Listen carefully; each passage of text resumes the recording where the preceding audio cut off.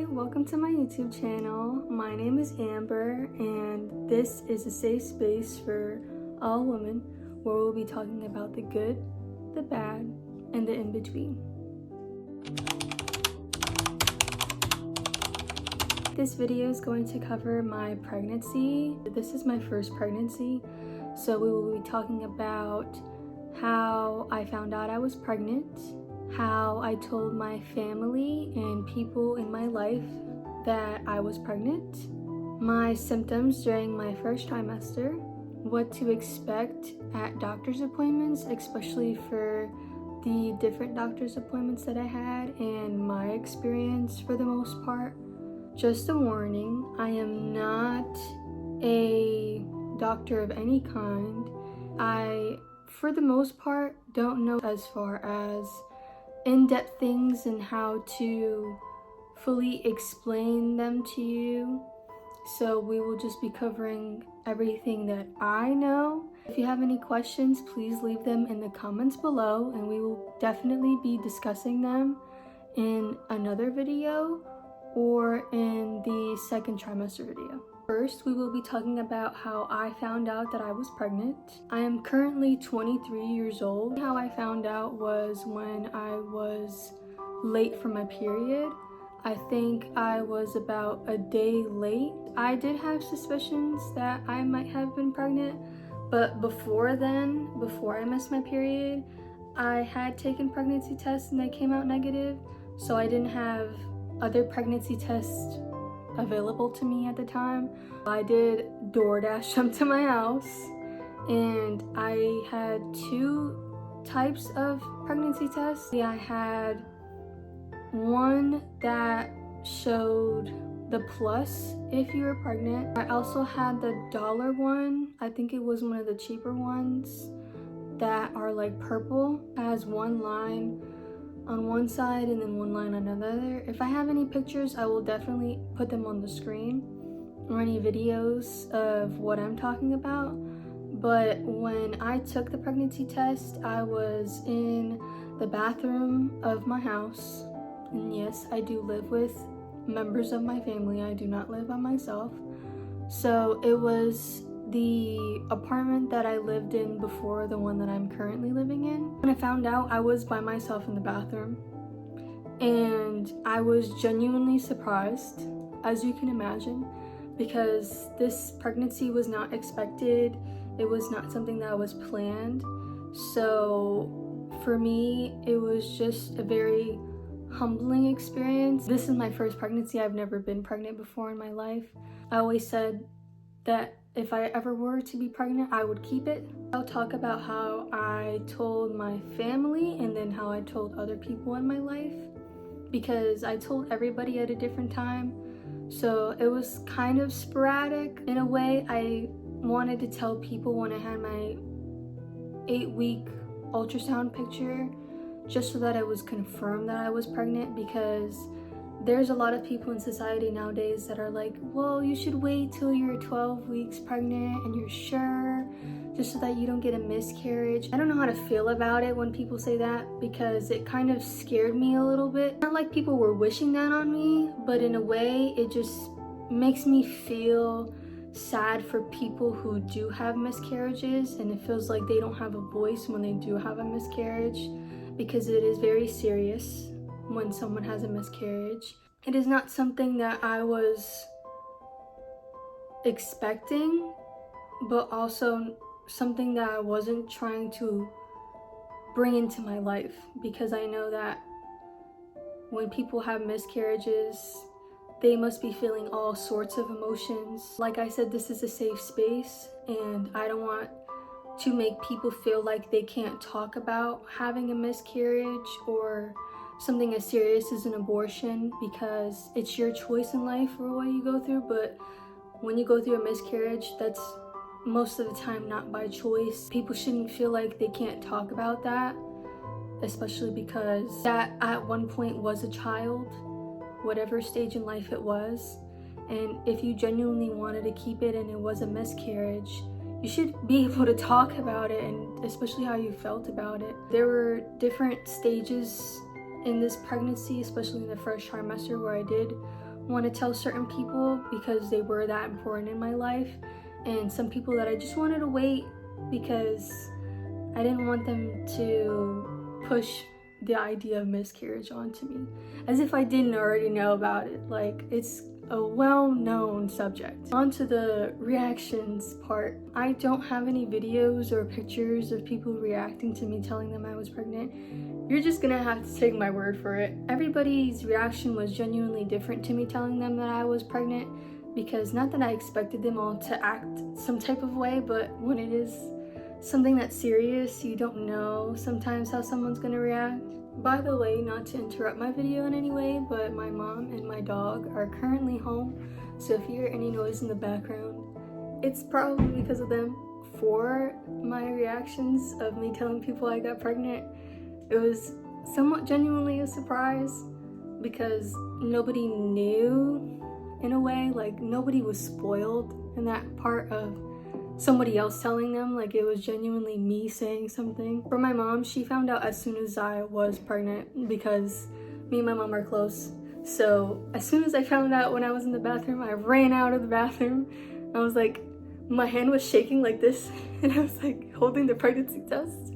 And I was like, Mom, look, it was not my imagination. You can obviously tell that there were 2 lines. So when I showed her the test, she was like, no, there's no way. So then she got her glasses on. She got her glasses. And she looked at the test.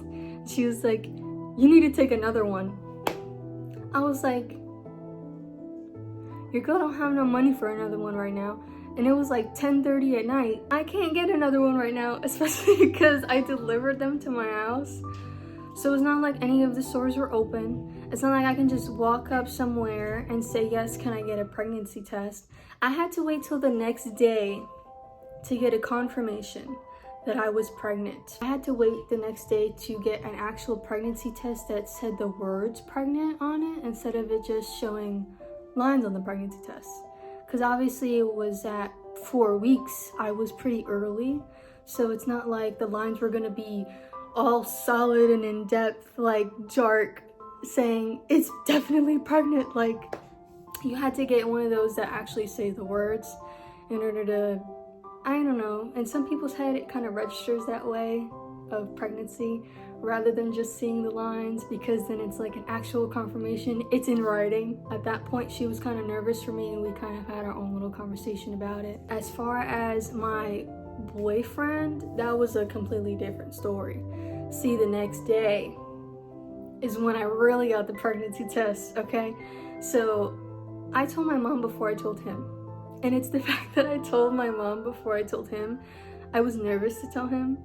Not because I didn't think he would have a good reaction about it, but because if she felt that way about the pregnancy test, I definitely had to get the ones in writing. Not only did I get pregnancy tests that were the wording pregnant, 2 of them actually, because they were clear blue this time. I also got an outfit because at this point I already knew I was pregnant. So it's not like the wording wasn't going to say that I wasn't pregnant, but I was kind of already excited, and I don't know, it just felt different telling him rather than telling her. So when I showed him, it was in a gift bag. I don't know if I have a picture of it, but I definitely have the picture of the outfit that I showed him in. We kind of both got emotional about it, me more than him, because I didn't know how he would react.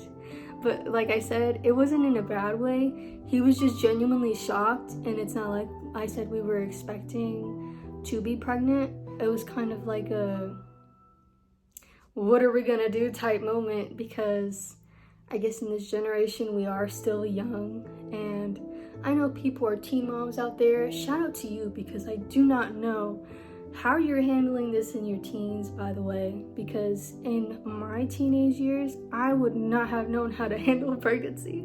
My boyfriend is 24, so it's not like we're super young. Just like you're still kind of figuring life out, you know, you're in your 20s, and then to find out that you're pregnant, you're just like, you know? So if you don't know, now you know from my perspective. Definitely memorable moment in my life, and it's not something that I will forget, especially from their reactions because they're two of the most important people in my life right now. As soon as I got the 8-week ultrasound, that's when what do you call it? The kids call it these days a hard launch. I hard launched it on Instagram. I'm not a jokester, I don't do pranks. So like when I post something, I don't know, it's because I like it or whatever on my Instagram story. So if I posted it, I would genuinely think that somebody would know that it's mine and not somebody else's. But I guess it's because nobody really knew. They were like, okay, what is that? Because when you look at my 8-week ultrasound, it doesn't really look like a baby. I don't know, at least that's what I thought. It didn't look like how I expected it to look, but I don't genuinely know what you expect an 8-week ultrasound to look like. I guess people's reactions were different because some people knew what I was showing them, which I wasn't expecting a congratulations, but a lot of people from my dad's side of the family, that's how they found out that I was pregnant, for my 8-week ultrasound. I also have an Instagram connected to this YouTube page. So if you want to see how I shared the news that way also, you can still see it because it's on my Instagram. The week that I posted the 8-week ultrasound is when I also shared the news that I had an Instagram page, but it was kind of on the down low because, not that I didn't want to share it to people, but I had it for like a good 4 weeks before spreading out the news because I found out the first month that I was pregnant. So at 8 weeks, that's like your second month. So then when I had the ultrasound pictures, I was like, finally I can tell them and I can share it to the page.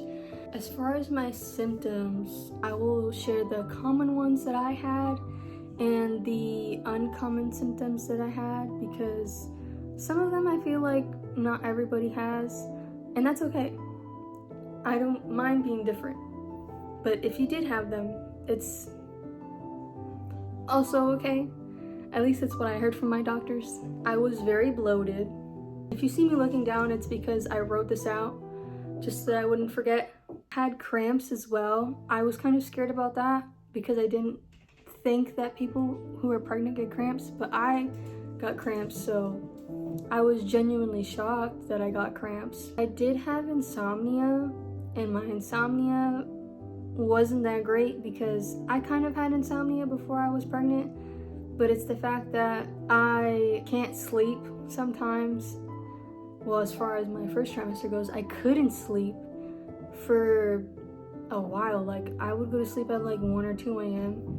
and then I would wake up tired. I strangely took naps because that's not something that's usual for me. I'm not a nap person. I don't take naps. I, of course, had frequent urination because a lot of pregnant people get frequent urination. The baby's pushing on your bladder. I don't know if you know that, but now you do. I did get tender breasts. I did get acne, and I still do. The acne is just a little bit too much.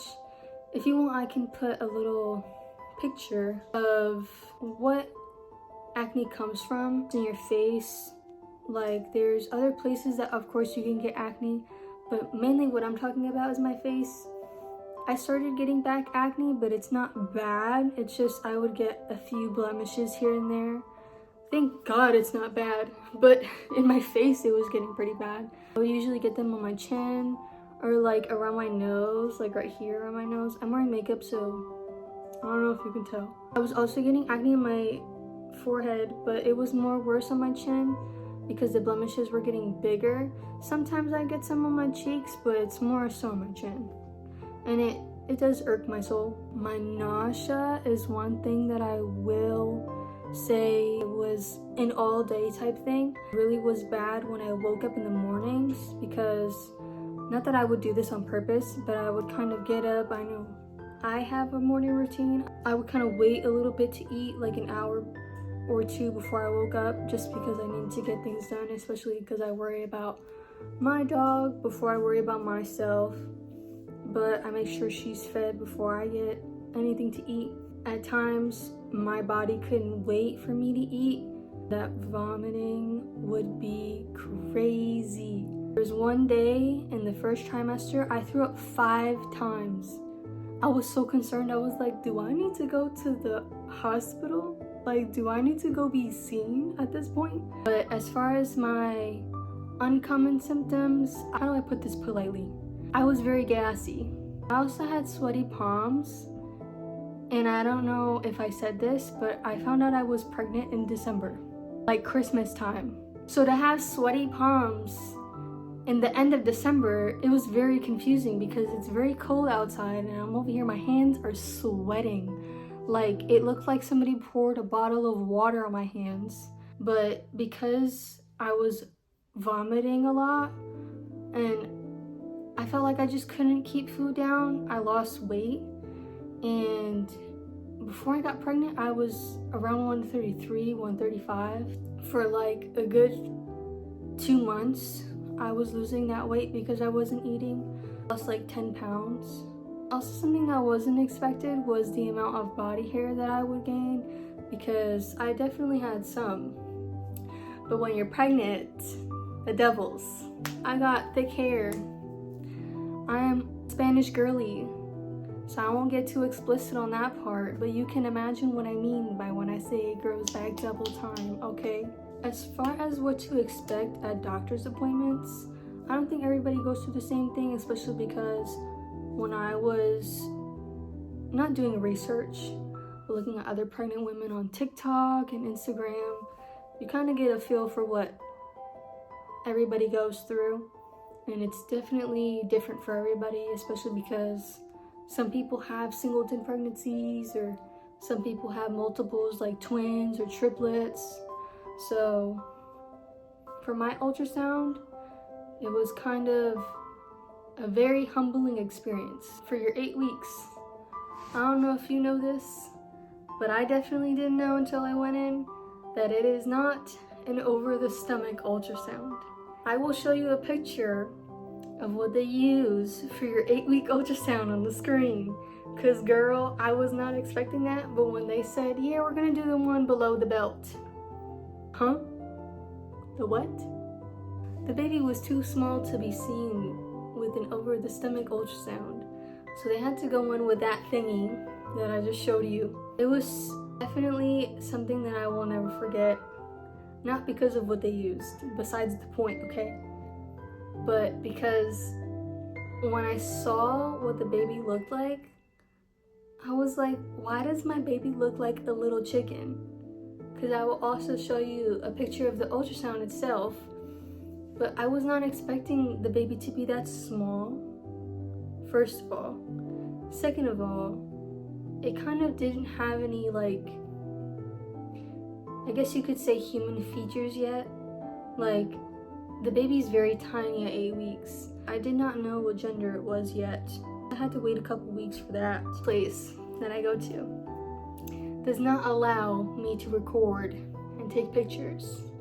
So I lost the experience on that part, and that was not fun. As far as the actual appointment, they did ask me how I was feeling, things like that, and what I was eating, and if I was taking prenatals. By the way, if you have any recommendations towards prenatals, please let me know, because I would love to hear your recommendations and what worked for you and what didn't.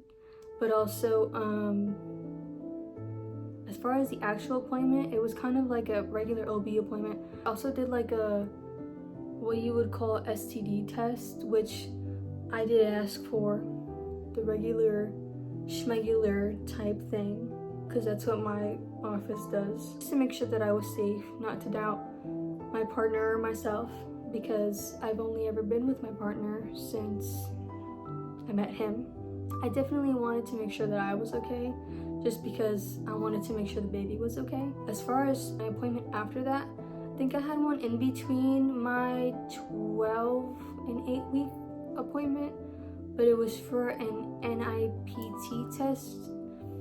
We'll talk more about that in the second trimester video because I don't have a lot of information about it right now. We'll go more in depth on what that was for and what it tests in your baby, because like I said, I'm not a doctor, so I don't have all the answers for you. Just telling you how my experience was. Through that test, I did find out the gender of my child, and I found out that it was a girl, and I was very excited about that. As far as my 12-week ultrasound went, it showed more of the baby. The baby went from being like 1 inch to 4 inches, which is crazy. The baby more than doubled in size within a month.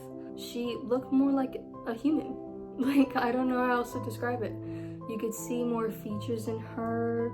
You can see her limbs, and that just made her more human to me, because the first one wasn't so, well, I could tell that it was a baby, but for the second one you could really tell it's a baby.